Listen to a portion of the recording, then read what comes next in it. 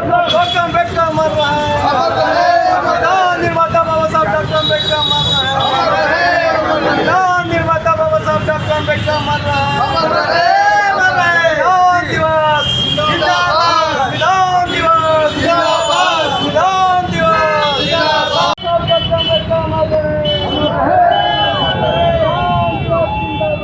जिंदाबाद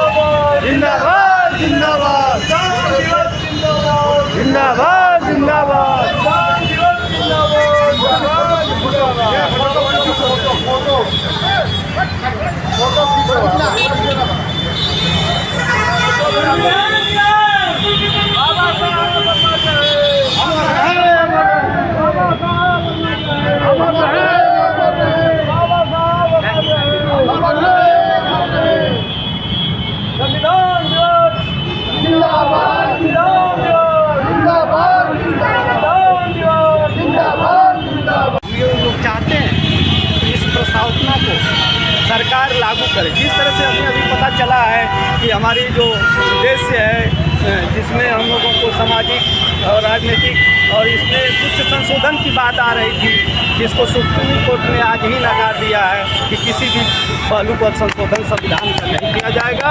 इसका हम लोग सुप्रीम कोर्ट का स्वागत करते हैं और पूरे देश में हम लोग चाहते हैं कि संविधान को भारत सरकार संविधान को कक्षा 1 से लेकर के और स्नातक तक पढ़ाने का कोर्स जारी करे, तो बहुत ही भारत सरकार को हम लोग बधाई देंगे कि इस तरह का कार्य करे और संविधान को पढ़ाए, घर घर संविधान बंटवाने का काम करे, तो बहुत ही अच्छा कार्य है। जिंदाबाद जिंदाबाद जिंदाबाद। हमारे बीच में हम लोग अधिवक्ता, हम लोग के बड़े भाई जुझारू क्रांतिकारी बार एसोसिएशन सिविल कोर्ट के अधिवक्ता परमादड़ी अनुज अस्थाना जी से चाहूँगा कि आप संविधान दिवस के अवसर पर 2 शब्द कहें। आज संविधान सभा की अध्यक्षता कर रहे हैं भाई चंद्रिका प्रसाद जी, हमारे साथी रामानुज राव जी एवं दीवानी कचहरी से आए हमारे अधिवक्ता एवं समाज के विभिन्न क्षेत्रों से आए सामाजिक आंदोलनों से जुड़े हुए हमारे साथियों, आज जब देश हमारा मुगलों के अधीन था, अंग्रेज़ों के पराधीन था, तो स्वतंत्रता संग्राम सेनानियों ने संघर्ष करके अंग्रेज़ों की दास्ता से मुक्त कराया।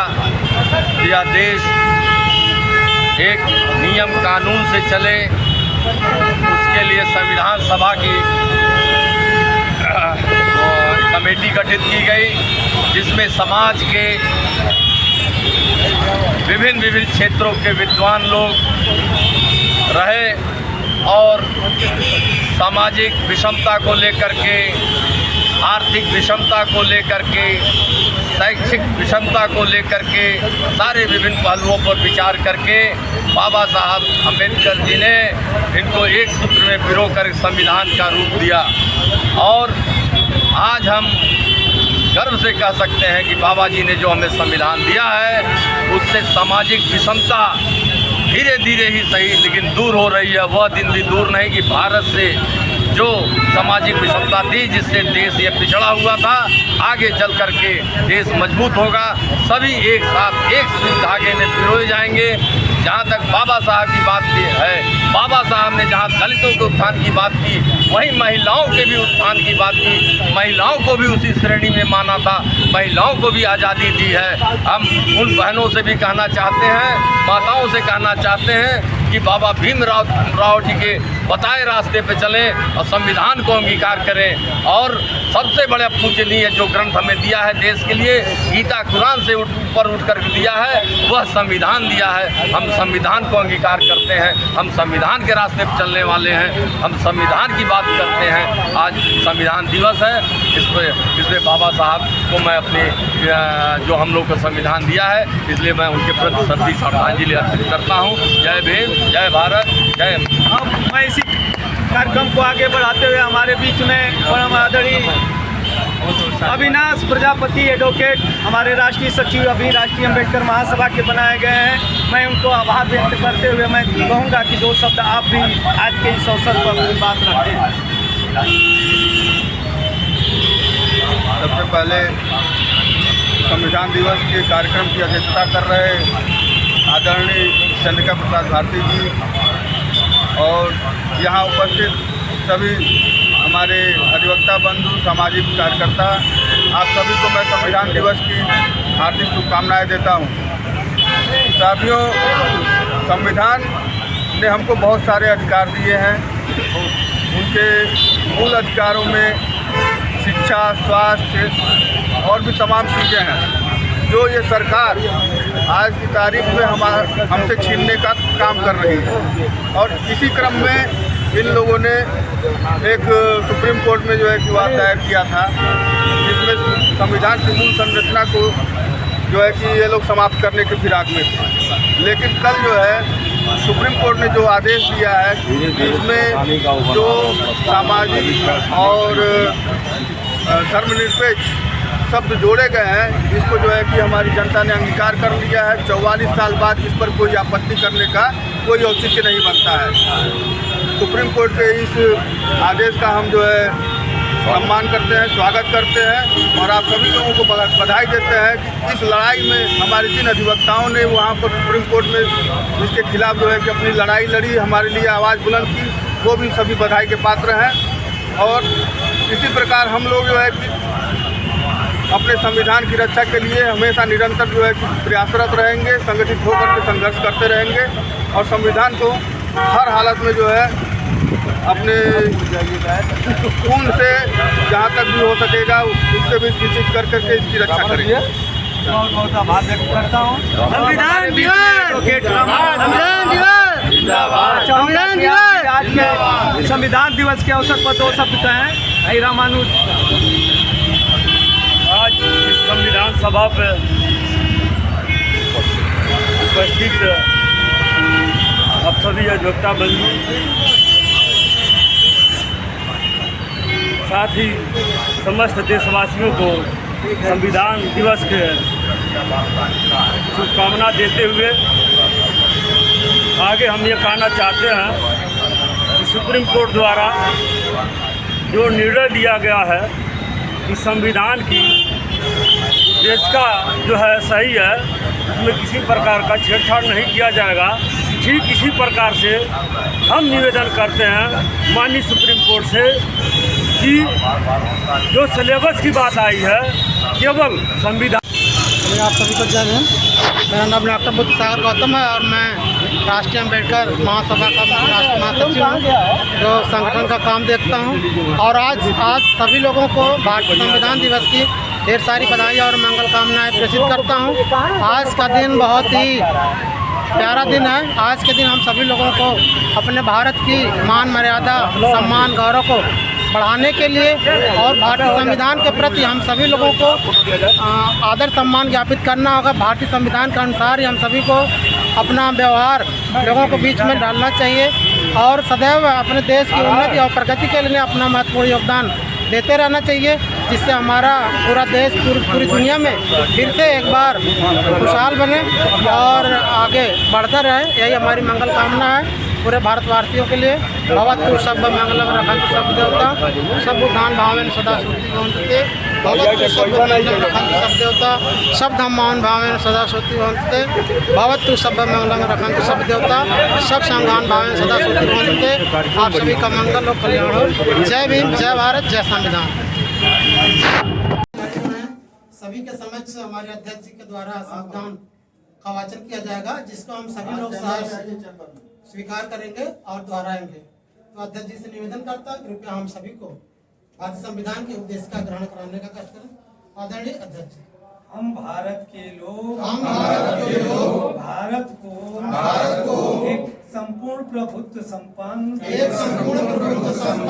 समाजवादी पंथ निरपेक्ष लोकतंत्रात्मक गणराज्य बनाने के लिए तथा उसके समस्त नागरिकों को सामाजिक आर्थिक और राजनीतिक न्याय विचार अभिव्यक्ति विश्वास धर्म और उपासना की स्वतंत्रता प्रतिष्ठा और अवसर की समता प्राप्त कराने के लिए तथा उन सब में व्यक्ति की गरिमा और राष्ट्र की एकता और अखंडता सुनिश्चित करने वाली बंधुता बढ़ाने के लिए दृढ़ संकल्प होकर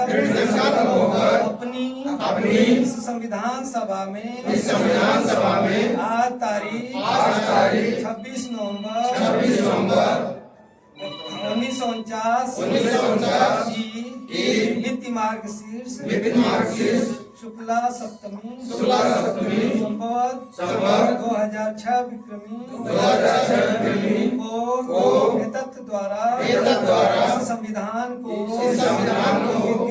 अंगीकृत अधिनियमित और आत्मार्पित करते हैं।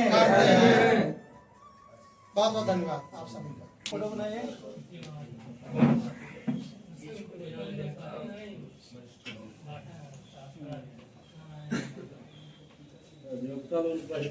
आज संविधान दिवस है। इसके अवसर पर हम सभी लोग यहाँ इकट्ठे हुए हैं। इसके पूर्व भी जो है जिला बार एसोसिएशन गोरखपुर में कार्यक्रम हुआ है, जहाँ पर भी हम लोग थे और बड़ा अच्छा सुखद अनुभव हुआ। संविधान के ही अनुसार पूरा देश चल रहा है और इस देश में अगर हमको बोलने की, चलने की, बात करने की या कहीं भी किसी भी प्रकार की कोई परेशानी है तो संविधान हमको जो है बचाता है और संविधान के अनुसार ही हम लोग चल रहे हैं। अगर हमारा संविधान इसी तरह से बना रहा तो हमारे इस देश में बहुत ही जल्द अब सबको जो समानता का अधिकार है, स्वतंत्रता का अधिकार है, वह मिलने की ओर बढ़ रहा है। और इस संविधान को कुछ लोग कुचलने का प्रयत्न करने का प्रयास कर रहे हैं, जिसको हम लोगों को, सभी लोगों को मिल करके उसका मुंहतोड़ जवाब देना है और संविधान को जो है अंगीकृत करना है। धन्यवाद।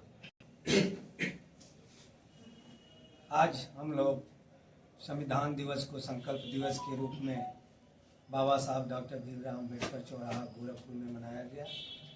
सर्वप्रथम बाबा साहब के स्मारक पर हम लोगों ने माल्यार्पण किया है। तमाम विद्वान साथियों ने अपना सहयोग करके आज संविधान दिवस को संकल्प दिवस के रूप में मनाने का कार्य किया है। मैं सभी का आभार व्यक्त करता हूं और साथ ही साथ मैं पूरे देश के नागरिकों को भी संविधान दिवस की ढेर सारी बधाई दे रहा हूं।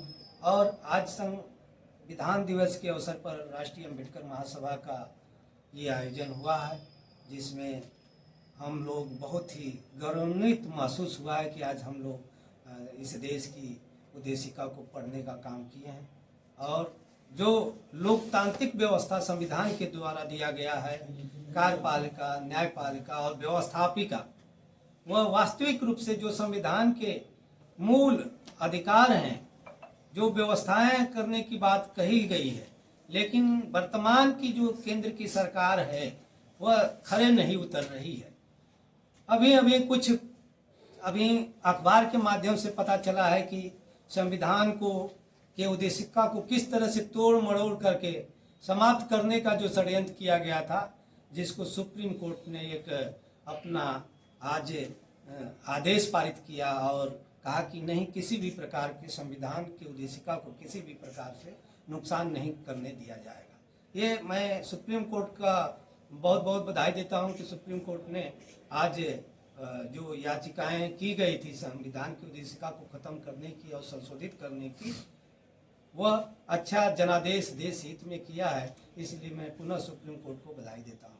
और साथ ही साथ हम लोग जो संवैधानिक लड़ाई लड़ रहे हैं, राष्ट्रीय अम्बेडकर महासभा के जितने हमारे वॉलंटियर्स हैं, कार्यकर्ता हैं, पदाधिकारी हैं, जो बाबा साहब के सपनों का भारत बनाने का जो संकल्प था, उस उद्देश्य को लेकर के हम सभी राष्ट्रीय अम्बेडकर महासभा में सभी समाज के लोगों का प्रतिनिधित्व वर्तमान में हो रहा है।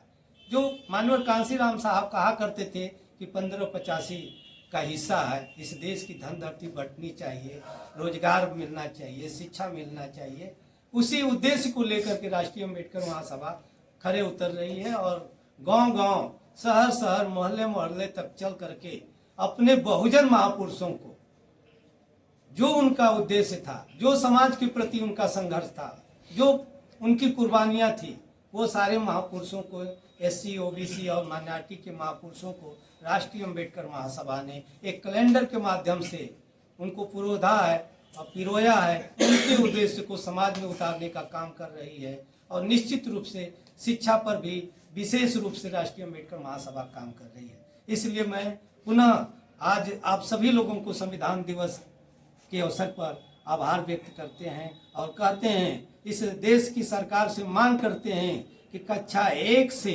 परास्नातक तक संविधान पढ़ाने का सिस्टम कोर्स में बनाया जाए। अगर नहीं बना तो राष्ट्रीय अम्बेडकर महासभा इस लड़ाई को लड़ने के लिए तैयार है और भारत सरकार से जल्द ही हम लोग ज्ञापन दे करके मांग करेंगे कि कक्षा 1 से परास्नातक तक के कोर्स में संविधान के प्रेम्बुल को लागू किया जाए, संविधान के जो फंडामेंटल राइट्स हैं उसको लागू किया जाए, और नहीं तो हम लोग सड़क से सदन तक आंदोलन करने के लिए बाध्य होंगे, जिसकी जिम्मेदारी प्रशासन की होगी और इस देश की सरकार की होगी। इन ही शब्दों के साथ मैं अपनी बात को समाप्त करता हूँ। नमो बुद्धाय, जय भीम, जय संविधान। राष्ट्रीय अम्बेडकर महासभा के कारवा को आगे बढ़ाने के लिए, सांगठनिक कारवा को आगे बढ़ाने के लिए हम लोगों के एक जुझारू साथी हम लोगों के बीच में हम लोगों ने पाया है, जिनका नाम है, जिन्होंने एमएलसी के चुनाव को भी लड़ा है। अभी अभी जो निवर्तमान एमएलसी का चुनाव हुआ था, जिसमें हम लोग के भाई परम आदरणीय श्रद्धेय अविनाश प्रजापति एडवोकेट कलेक्ट्री कचहरी के, इन्होंने एमएलसी का भी चुनाव लड़ा और कम से कम 35 जिलों तक इन्होंने भ्रमण किया और जाकर के मत मांगने का काम किया। ऐसे व्यक्ति को हम लोगों ने राष्ट्रीय सचिव राष्ट्रीय अम्बेडकर महासभा का मनोनीत किया है, बनाया गया है। इसलिए मैं चाहूँगा कि उनके सम्मान में ये माला पहनाने का काम मैं राष्ट्रीय विधि सलाहकार एडवोकेट रामानुज राव साहब को आमंत्रित करता हूँ कि आप आवें, और राष्ट्रीय महासचिव डॉक्टर बुद्धिसागर गौतम साहब को भी आमंत्रित करता हूँ कि आवें, राष्ट्रीय कोषाध्यक्ष को भी आमंत्रित करता हूँ कि आप माला पहना करके उनको सम्मानित करने का काम करें।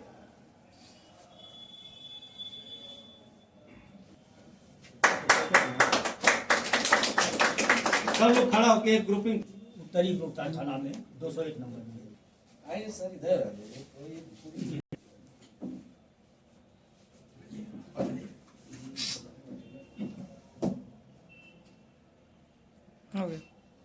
प्लेस हम लोगों ने ढूंढ दिया है और वहाँ हम लोग प्रदेश का कार्यालय बनाने जा रहे हैं।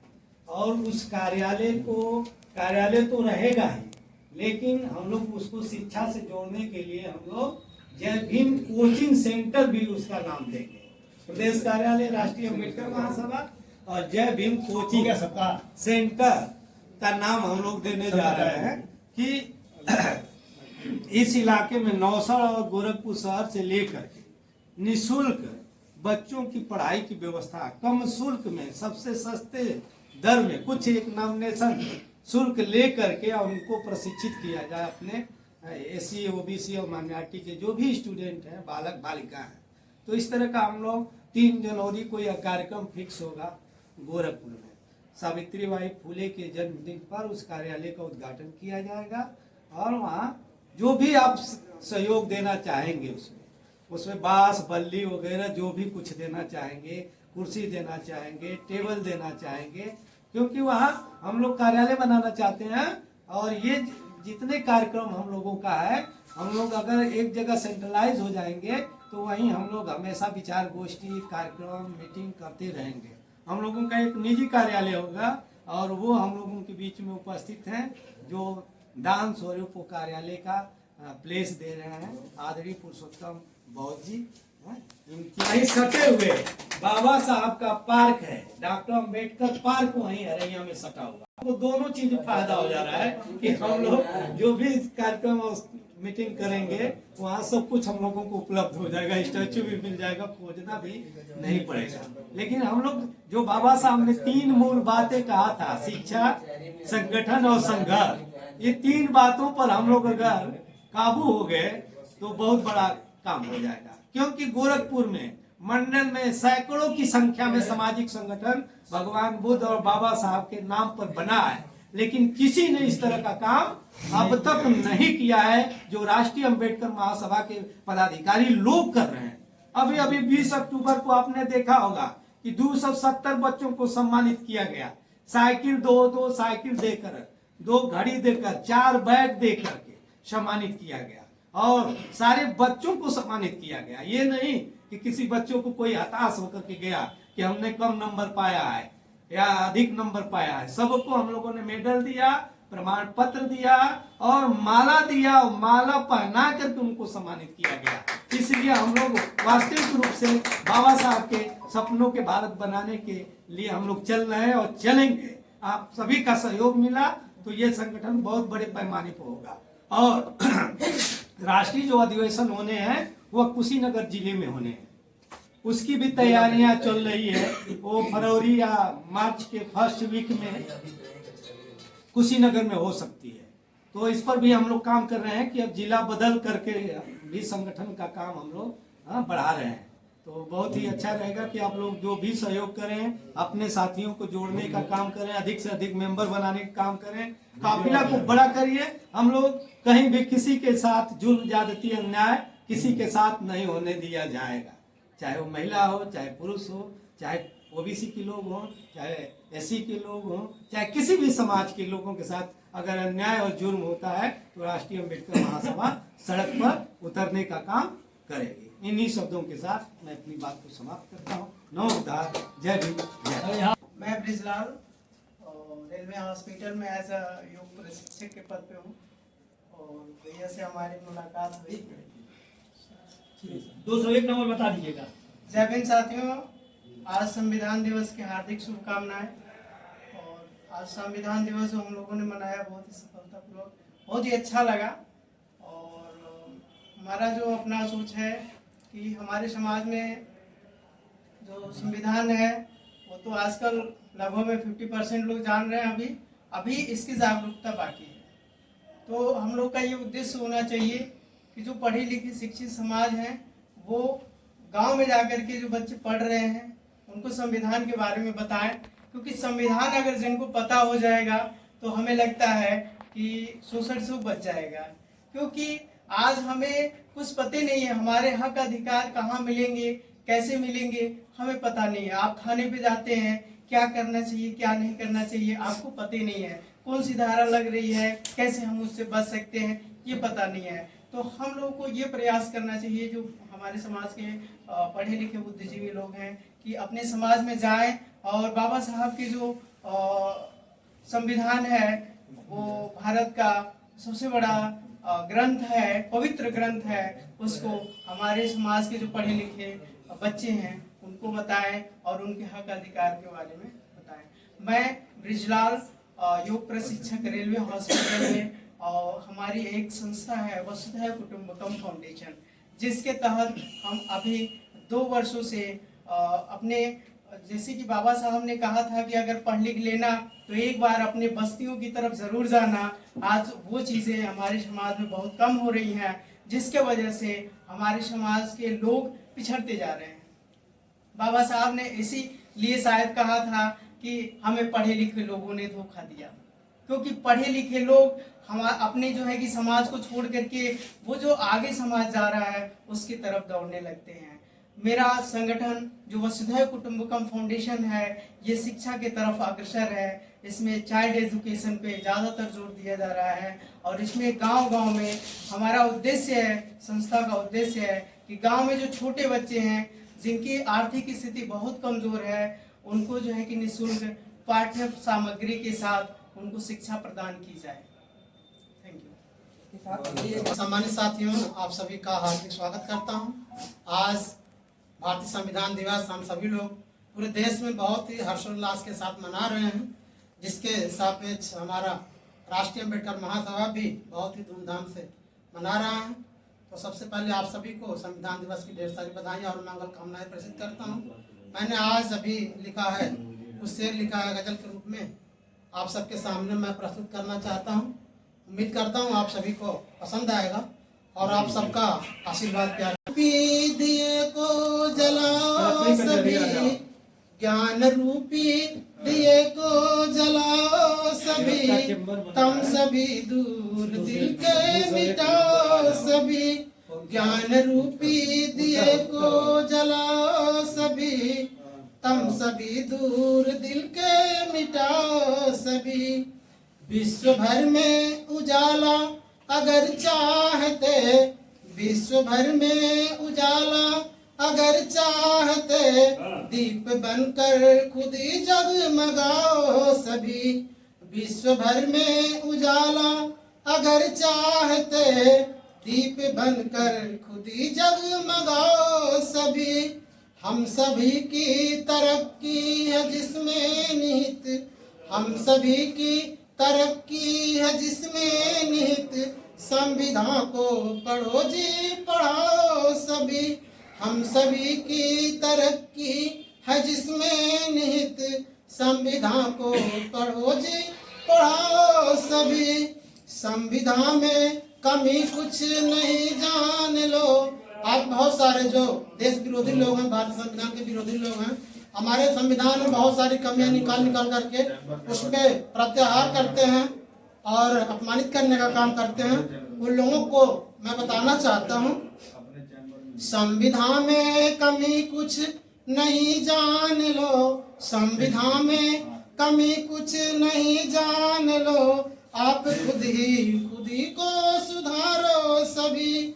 संविधान में कमी कुछ नहीं जान लो, आप खुद ही को सुधारो सभी। संविधान से मिली शान शोहरत हमें, वास्तव में यह जो भारतीय संविधान है उसी से हम सभी को मान सम्मान शिक्षा शोहरत मिला है।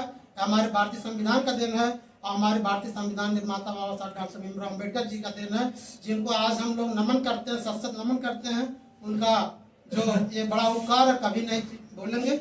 वही मैंने लिखा है, संविधान से मिली शान शोहरत हमें, संविधान से मिली शान शोहरत हमें, शान इसका बढ़ाओ सभी हम सभी। संविधान से मिली शान शोहरत हमें, शान इसका हमेशा बढ़ाओ सभी, शान इसका हमेशा बढ़ाओ सभी। वास्तव में हम सभी को भारतीय संविधान के मान सम्मान के लिए, अपने देश के मान सम्मान के लिए भारतीय संविधान के अनुरूप ही हम सभी को काम करना होगा। भारतीय संविधान को हर घर में रखना होगा। बच्चे बच्चे को, हर एक नागरिक को पढ़ाने के लिए हम लोगों को प्रेरित करना होगा। एक बार पुनः मैं आप सबको ढेर सारी बधाई और मंगल कामना देता हूँ संविधान दिवस की। नमो बुद्धाय, जय भीम, जय भारत, जय संविधान। सच में अगर सारे लोग जो अभी आपने हाल ही में देखा, जो हरियाणा का इलेक्शन का चुनाव हुआ या तो महाराष्ट्र का जो रिजल्ट निकला, किसी को भरोसा नहीं है कि ईवीएम सही है या गलत है। मैं बोलना भी नहीं चाहता कि ईवीएम पे मैं सवाल नहीं उठा रहा हूँ, लेकिन अगर पूरे देश में सभी का एक मैसेज बनता जा रहा है कि उसमें संदेह है, तो क्यों ना एक अभियान ऐसा चलाया जाए कि 2027 तक सबका प्राइमरी एक हो कि जो पार्टी अपने मैनिफेस्टो में डालेगा कि ईवीएम को हम हटाएंगे, पहली चीज, या दूसरा उसका ऑप्शन ये हो सकता है कि ईवीएम के साथ साथ जो बैलेट पेपर की 100% काउंटिंग होगी। दो में से एक जो एक्सेप्ट कर लेता है उस पार्टी को हम लोग समर्थन करेंगे, चाहे उसकी कोई भी पार्टी हो, चाहे वो भाजपा है क्यों ना हो। अगर भाजपा भी इस बात को कर लेती है तब भी हम उसकी बात सुनने के लिए तैयार हो सकते हैं। दो ही कंडीशन होनी चाहिए, या तो ईवीएम हटाया जाए या तो ईवीएम के साथ जो बैलेट पेपर हो 100% काउंटिंग हो। इसके लिए वो जो संसद भवन में एक नया कानून पास हो और ईवीएम रिप्लेस करके उसको लागू किया जाए। अगर इस पे हम लोग आज से मुद्दा बनाते हैं तो 2027 तक ये सारी पार्टियों के मैनिफेस्टो में चला आएगा। लेकिन हमें उसके लिए आज से तैयारी करना होगा, क्योंकि 24 बीतने वाला, 25-26 अगर हम 24 महीने का कैंपेनिंग चला दिए तो हो सकता है कि जो पार्टियां हैं, जो राष्ट्रीय लेवल की पार्टियां हैं, उनका भी मुद्दा है कि ईवीएम पे सब लोग को संदेह होता जा रहा है, तो क्यों ना ऐसा हो कि राष्ट्रीय अम्बेडकर महासभा और बाकी जितने भी हमसे ज्वाइंट सभाएं हैं वो क्यों ना अपने में बोला जाए कि सभी पार्टियों को फोर्स किया जाए। सारी पार्टियां मैनिफेस्टो तैयार करने से पहले सारे एनजीओ से संस्थाओं से वार्ता करती है। तो अगर हम आज ही से इस बात को चलाना या तो बोलना स्टार्ट कर देंगे तो उसका मैनिफेस्टो का ऑब्जेक्टिव बन जाएगा। तो हमें आज इस पे विचार करना होगा। मैं जानना चाहता हूँ कि इस पे जो बैठी हुई सभा है उनका क्या राय है और क्या इस पे आप लोग सहमत हैं। मैं एक लोग से उस पे मैं सहमत है मेरे विचारों पे कि नहीं, सहमति और असहमति आप लोग जान एकदम सही। तो इस क्या होने वाली है उस पे अध्यक्ष आप स्पष्ट करें। बताइए सर, बताइए आप पहले बताइए। बात ये है जो मुद्दा आप बता रहे हैं जी वो एक राजनीतिक मुद्दा है जी नंबर 1। दूसरी चीज हमारी संस्था जो है सामाजिक संस्था है जी डायरेक्टली हम जो है किसी राजनीतिक मुद्दे में हस्तक्षेप नहीं कर सकते हैं। अब इस बिल्कुल बात सही है सर, आपके लिए विचार किया जाएगा, ये सामाजिक मुद्दा विचार है। किया जाएगा, ठीक है। और उसके बाद जो है सारे जैसे आपने सुझाव दिया ना, आपने जैसे सुझाव दिया कि विभिन्न सामाजिक संगठनों से बातचीत करके एक रूपरेखा तैयार किया जाएगा और उसके अनुसार इस मुद्दे को जो है उठाया जाएगा बिल्कुल सामाजिक रूप से, न कि राजनीतिक रूप बिल्कुल बिल्कुल सामाजिक रूप से। से, ठीक है। कि ईवीएम को बंद करके बैलेट पेपर से चुनाव होना चाहिए, इसको हम लोग सामाजिक मुद्दा अगर बना करके आगे बढ़ेंगे तो जरूर हमको सफलता मिलेगी और इस पर विचार किया जाएगा। बैठा जाएगा संविधान दिवस का। नहीं बिल्कुल हम इसमें संविधान दिवस हम सभी लोग मना रहे हैं और भारतीय संविधान को मनाने के लिए सभी लोग, हमारे देश का जो लोकतंत्र है, गणतंत्र है, अपने देश को मजबूत बनाने के लिए सभी लोग संकल्पित हो रहे हैं, संकल्प ले रहे हैं, प्रतिज्ञा कर रहे हैं। तो हम बहुत सारे लोग, बहुत सारी पार्टियां और बहुत सारे विद्वज्जन, साहित्यकार, शिक्षक मांग कर रहे हैं कि जो हमारा चुनाव हो रहा है ईवीएम से ना होकर के बैलेट पेपर से हो, तो उसका हम भी समर्थन करते हैं, क्योंकि यह टेक्नोलॉजी कभी कभी धोखा भी देती है, उसको हैंग भी किया जा सकता है। तो उस पर मैंने एक कविता लिखा है, उम्मीद करता हूँ आप सबको पसंद आएगा। मैं एक शिक्षक हूँ, साहित्यकार हूँ, तो मैं लोगों की आवाज़ को अपनी कविताओं के माध्यम से व्यक्त करने का कोशिश करता हूँ। सुनिएगा। नहीं रहा विश्वास किसी का ईवीएम पर, नहीं रहा विश्वास किसी का ईवीएम पर, करवाओ मतदान सभी बैलेट पेपर पर।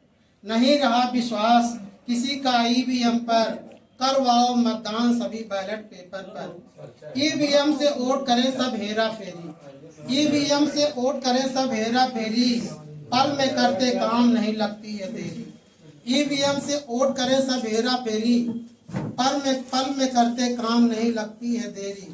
बैलेट पेपर मांग उठी है ज्यादा दल से, बैलेट पेपर मांग उठी है ज्यादा दल से, ईसीआई मांग मान ले अब जल्दी से। बैलेट पेपर मांग उठी है ज्यादा दल से, ईसीआई मांग मान ले अब जल्दी से।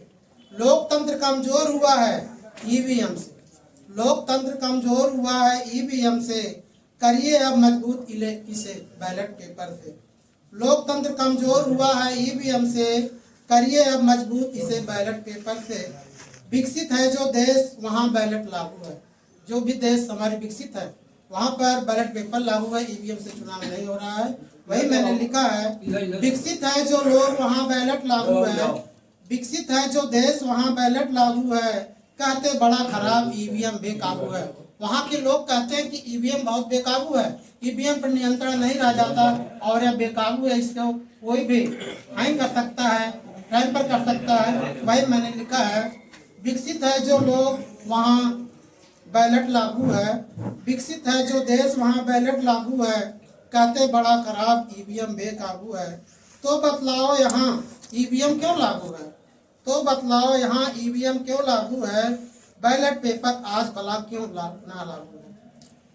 तो बतलाओ यहाँ ईवीएम क्यों लागू है, बैलेट पेपर आज भला क्यों ना लागू है।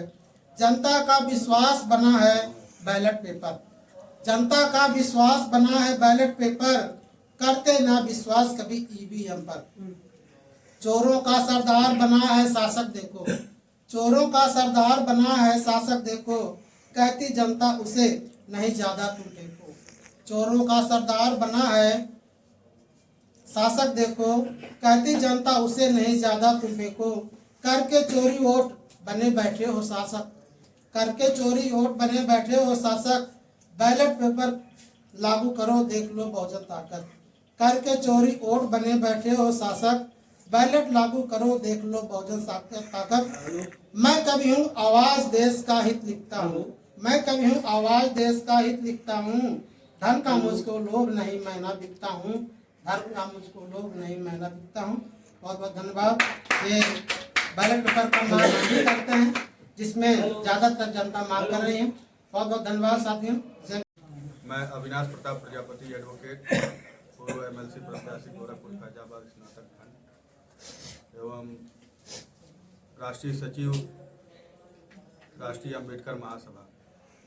साथियों, सबसे पहले तो मैं आप सभी को आज संविधान दिवस के उपलक्ष्य में आप सभी को हार्दिक शुभकामनाएं देता हूं, पूरे देशवासियों को। साथियों, जैसा कि हम सभी जानते हैं कि आज ही के दिन 26 नवंबर 1949 को हमारा संविधान लागू हुआ था, जिसके तहत हमें सभी अधिकार मिले, शिक्षा, स्वास्थ्य, रोजगार, विचारों की अभिव्यक्ति, आर्थिक सामाजिक समानता का, रोजगार का। तो इस संविधान की सुरक्षा करना हमारा कर्तव्य है। आज के परिवेश में जैसा कि हम लोग देख रहे हैं और महसूस कर रहे हैं कि कुछ अराजक तत्व इस संविधान को बदलने की कोशिश कर रहे हैं, हमारे अधिकारों को छीनने की कोशिश कर रहे हैं। और इसी के क्रम में माननीय सुप्रीम कोर्ट में एक रिट याचिका दाखिल किया गया था, जिसमें यह कहा गया था कि संविधान के में जो एक संशोधन का अधिकार संसद को है या नहीं। काफ़ी टिपिकल मामला था और इस पर जो है कि संविधान के रक्षक हमारे क्रांतिकारी साथियों ने, वरिष्ठ अधिवक्ताओं ने काफ़ी दलीलें दी। 2 दिन पहले की खबर मैं पढ़ रहा था, उसमें जो है कि यह लिखा गया था कि जो है कि 25 नवंबर को जो है कि इसका निर्णय आएगा कि संविधान में संशोधन का अधिकार संसद को है या नहीं। इस पर जहां तक मैंने विचार किया कि अगर प्रश्न यह है कि संविधान में संशोधन का अधिकार संसद को है या नहीं, इसमें अगर हाँ में जवाब आता है तो भी और ना में जवाब आता है तो भी संविधान की मूल जो भावना है उस पर जो है प्रहार किया जा रहा है। अगर हाँ होता है तो संसद को तुरंत अधिकार मिल जाता है कि उस पर जो है तत्काल जो संविधान को बदल दे, और अगर ना में जवाब होता है तो इसके पहले जो भी संशोधन हुए हैं वो सभी जो है निर्मूल साबित हो जाते हैं। तो इस प्रकार, लेकिन आज के अखबार में जो निर्णय आया है माननीय उच्चतम न्यायालय का, उसकी हम जो है कि भरपूर सराहना करते हैं, उसका स्वागत करते हैं।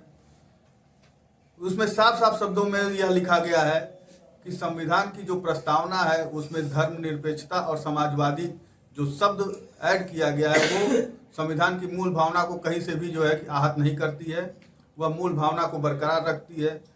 और जब से इसको जो है कि मूल प्रस्तावना में जो है कि ऐड किया गया है, तब से लेकर आज तक भारत के सभी नागरिकों ने इसको जो है स्वीकार किया है और उसका सम्मान करते हैं। 44 साल बाद इन शब्दों के ऊपर आपत्ति जताना जो है बिल्कुल ही निरर्थक है, और इस चीज़ को जो है कि स्वीकार न करते हुए माननीय उच्चतम न्यायालय ने इस रिट को जो है खारिज कर दिया, जिसका हम सभी जो है कि माननीय उच्चतम न्यायालय का जो है बहुत बहुत धन्यवाद देते हैं, स्वागत करते हैं। और इसी के साथ हम लोग विश्वास दिलाते हैं कि संविधान में किसी भी प्रकार के छेड़छाड़ आगे भी बर्दाश्त नहीं किया जाएगा और न ही हम लोग किसी को करने देंगे। जहां तक हो सकेगा हम सारे क्रांतिकारी साथी संविधान की मूल भावना के अनुरूप कार्य करते हुए उसकी मूल भावना को बचाने का भरपूर प्रयास करेंगे। जय हिंद, जय भारत, जय भीम। हमारे बीच में आज का दिन बहुत ही महत्वपूर्ण है। हमारे मनीषियों ने संविधान देकर के एक ऐसा रास्ता प्रशस्त किया है कि इस देश में रहने वाले हर नागरिक, कोई छोटा, कोई बड़ा, कोई ऊंच, कोई नीच, ऐसा शब्द नहीं है। और इस परिस्थिति में संविधान के द्वारा ही हम लोगों को पढ़ने लिखने का, आगे बढ़ने का, बच्चों को आगे बढ़ाने का यह समान अवसर मिला है। अगर संविधान हटा तो समझ लीजिए देश के 80 से 85% लोगों की जीवन दुर्लभ हो जाएगी और किसी लायक नहीं रहेगी और आने वाली पीढ़ी तो और ही बेकार हो जाएगी। तो इसको बचाना है। अब बचाएंगे आप कैसे? बचाने के लिए तमाम तरह के उपाय किए गए हैं जो समय समय पर होता रहता है। वह है चुनाव प्रणाली में अनुसूचित जाति और जनजाति के लिए तो कुछ सीटें रिजर्व हैं, लेकिन पिछड़े वर्ग के लिए कोई सीट नहीं रिजर्व है। और पिछड़े वर्ग के लोग किसी भी तरफ नहीं हैं, कहीं भी रहते हैं, लुढ़क जाते हैं, या इनमें से तोड़ करके लोग अपने समाज को आगे बढ़ाने में कामयाब होते हैं। तो इस परिस्थिति में मैं चाहता हूं कि अंबेडकर महासभा की तरफ से चाहे छोटा हो चाहे बड़ा हो, आने वाले में हर चुनाव में हमारा एक ही कैंडिडेट खड़ा हो, 2 कैंडिडेट कहीं से खड़ा हो, जहां से वो मेहनत कर रहा है, हम सभी लोग मिल करके उसका सहयोग करें और साथ दें। जैसे अभी 2025 में अप्रैल या मई के महीने में गांव सभा और जिला पंचायत, बीडीसी, ये चुनाव होने वाले हैं। इसमें भी हम लोग चाहेंगे कि अपने जो भी कैंडिडेट पूरे गोरखपुर जनपद में जहां से भी कोई खड़ा होता है, अगर हमें जानकारी मिल जाती है तो हम सभी लोग मिल करके उसका सहयोग करें और चल करके प्रचार भी करें। अगर 10 लोग एक जगह लग जाएंगे तो 10 गांव आराम से कवर कर लेंगे। एक जिला पंचायत में ज़्यादा 20 से 25 गांव हैं और प्रधान के लिए तो एक ही गांव है, बीडीसी के लिए 2 या 3 बीडीसी एक गांव में होते हैं। तो जब छोटे छोटे जगहों से हम लोग शुरू करेंगे और 1-2 कैंडिडेट हमारे निकल जाएंगे तो बहुत बड़ी ताकत बनेगी और उस ताकत के द्वारा फिर आने वाले 2027 में एमएलए का भी चुनाव होने वाला है। उस एमएलए वाले चुनाव में भी हम लोग 2-1 कैंडिडेट, जैसे आप अभी सुने कि अविनाश प्रताप प्रजापति जी पिपराइच विधानसभा से एमएलए का भी चुनाव लड़े थे, उसमें भी अच्छा खासा वोट मिला था, जबकि कोई विशेष जानकारी नहीं थी। और एमएलसी का जो 17 जिला होता है, गोरखपुर मंडल, फैजाबाद मंडल, बस्ती मंडल, 17 जिले हैं। 17 जिले में 13 दिन के अंदर, आज ज़्यादा तो नहीं लेकिन हर कचहरी और तहसीलों में हम लोगों ने दौरा कर लिया था, जिससे हर जगह पहचान बन चुकी है। तो उसमें भी यहाँ जो रहेगा वहाँ प्रयास करेगा, क्योंकि सबसे ज़्यादा शक्ति आपको यहीं से मिलेगी। हम लोग कुछ भी बना लें, 10-20 हज़ार की संख्या भी इकट्ठा कर लें, लेकिन जब तक हम राजनीतिक दृष्टि से उस पर नहीं चलेंगे तो हमारी ताकत कहीं दिखाई नहीं देती। जैसे हम अपनी एक महासभा, प्रजापति महासभा बनाए हैं, कोई निषाद महासभा बनाया है, कोई चमार महासभा बनाया है, कोई सभा बनाया। उस सभा में आप लाखों की इकट्ठा कर लीजिए, लेकिन वह नहीं गाना जाएगा। वह गाना तब जाएगा कि जब आपके बीच से कोई एमपी या एमएलए बनकर निकलेगा, जिला पंचायत सदस्य निकलेगा, तब लोग कहेंगे हाँ भाई, इनका भी कोई संगठन काम कर रहा है और ये लोग भी आगे बढ़ रहे हैं। बस इसी को हमको आप लोगों के मतलब विचारों में लाना था कि आने वाले समय में जो भी कार्यक्रम होता है, चंद्रिका भाई अभी किए थे यहाँ, जो दीवानी कचहरी हुआ था उसमें भी मैं था, तो हर जगह हम लोग उपस्थित रहेंगे और हम चाहेंगे हर समाज के लोगों को हम लोगों को जोड़ना है। एक समाज से काम नहीं चलेगा, हर समाज के लोगों को जोड़ करके ही हम आगे निकल सकते हैं। अभी हम लोग उस लायक नहीं हैं तो हम किसी को जो है सम्मानित करें, किसी को अपमानित करें, क्योंकि हम जब सम्मान देंगे तो वही हमारा संविधान है। इस संविधान में स्पष्ट लिखा है, ये नहीं कि हम बाभन, हम ठाकुर, हम फलाने, ना, उसमें है हम भारत के लोग, सभी लोगों के लिए, चाहे एससी हो, बीसी हो, माइनॉरिटी हो, जनरल हो, कोई भी है। तो जब सबको सम्मान दे करके चलेंगे तो हमारा कारवां बहुत तेजी से बढ़ेगा और लोग हमको मानेंगे।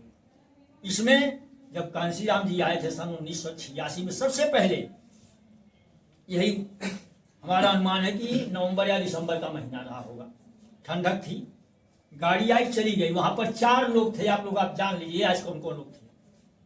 4 लोगों में गोरख चमार का नाम आप लोग सुने होंगे, जो स्टेट बैंक के बाबू थे, हाँ, और दूसरे राम सवल जी थे जो यहाँ जिला पंचायत में थे, और तीसरे आपके सामने मैं खड़ा हूँ राजेंद्र प्रसाद चक्रधारी, मैं था, और चौथा राम मिलन शर्मा थे। केवल 4 लोग थे। जब गाड़ी आई और गाड़ी चली गई तो मैंने कहा अरे भाई गाड़ी चली गई, काशीराम जी का पता नहीं है।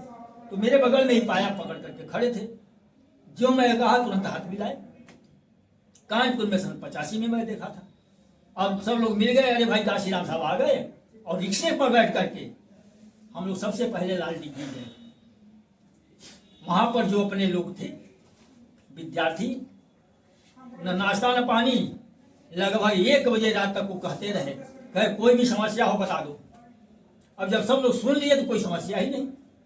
वहां से शुरुआत करते करते 4 लोगों ने सबसे पहले 92 में 12 विधायक आपकी जीत करके गए। जो मोहसिन खां थे साइकिल से चलते थे, जाते थे, किसी गांव में रुकते थे, समाज के लोग उनके साथ चल देते थे साइकिल से। ऐसे करके वो पहली बार चुनाव जीते थे गोरखपुर में। तो कोई ऐसी बात नहीं है, छोटा से हो या बड़ा हो, जो भी है, हम लोग अगर तय कर लेंगे तो जिले में कुछ भी नहीं तो 1 या 2 सीट तो जरूर निकाल सकते हैं जिला पंचायत का, और 5-7 सीटें, 10 सीटें, 20 सीटें, जो भी हो, प्रधान का भी निकाल सकते हैं, बीडीसी भी हो सकता है। तो पहले शुरुआत तो हमको यही से करना है। तो इन्हीं शब्दों के साथ मैं ज़्यादा नहीं कहूँगा कि जब हम लोग चलने वाले लोग हैं, मेहनत करने वाले लोग हैं, कहीं भी रहता है चल देते हैं, तो यह बहुत ही आसान है। और जब यहाँ पर हम लोग पहुँचेंगे, 1-2 सीट हर जगह पहुँचेगी, तो लोग कहेंगे हाँ भाई अम्बेडकर महासभा के लोग भी यहाँ आ गए हैं। तो इस चीज़ को समझते हुए इन्हीं शब्दों के साथ हम विराम देते हैं, और इस पर आप लोग विशेष ध्यान देंगे। हमारे साथ विशेष आप लोग ठीक, धन्यवाद।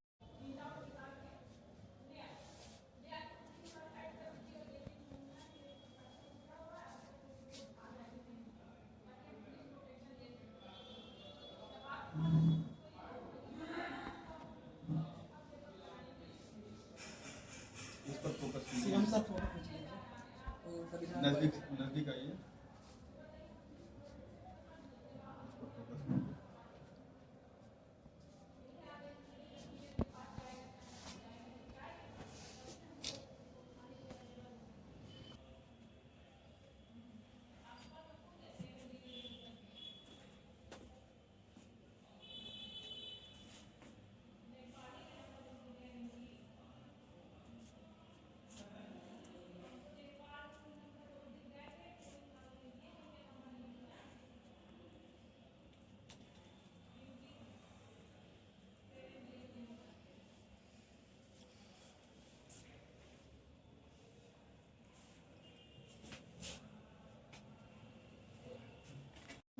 सम्मानित साथियों, राष्ट्रीय अम्बेडकर महासभा के उत्तर प्रदेश के प्रदेश कोषाध्यक्ष के रूप में आपको, आप लोगों ने हमारी जो केंद्रीय कार्यकारिणी है राष्ट्रीय अम्बेडकर महासभा की, आपको नियुक्त किया है। तो हम राष्ट्रीय अम्बेडकर महासभा में आपका हार्दिक स्वागत, अभिनंदन करते हैं। उम्मीद करता हूँ आपका सहयोग और महत्वपूर्ण योगदान मिलता रहेगा, जिससे जो हमारा सामाजिक संगठन का जो मिशन है, जो कारनामा वो बढ़ता रहे। स्वागत है, बहुत बहुत धन्यवाद। अब राष्ट्रीय अध्यक्ष महोदय से निवेदन करते हैं, कृपया आप भी हमारे नवनियुक्त पदाधिकारी का स्वागत करें, अभिनंदन करें। आदरणीय पुरुषोत्तम बाबू साहब हैं, आपसे भी निवेदन करता हूँ कि हमारे नवनियुक्त पदाधिकारी का स्वागत करें, जो कि उत्तर एक प्रदेश साथी के और हमारे यहाँ अध्यक्ष हैं। मौजूद हैं प्रदेश सचिव आदरणीय शिव कुमार निषाद जी से भी निवेदन करता हूँ, कृपया आप भी आएँ और माल्यार्पण करके उनका स्वागत करिए। आदरणीय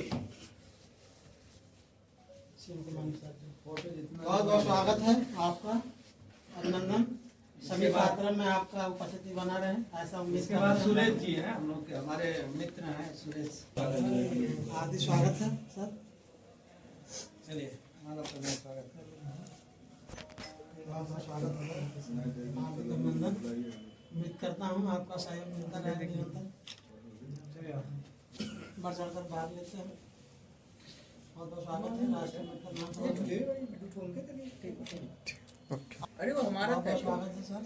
वो हमारा ठीक है। अरे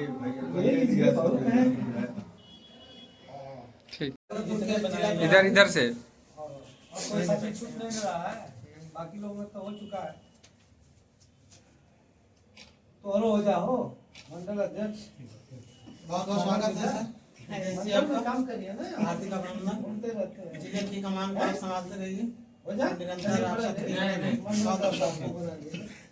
शिव कुमार निषाद जी, आप भी कृपया स्वागत कर दें हमारे जिला प्रभारी महोदय जी का। और मैं फोटो भी खींच देता हूँ आपका।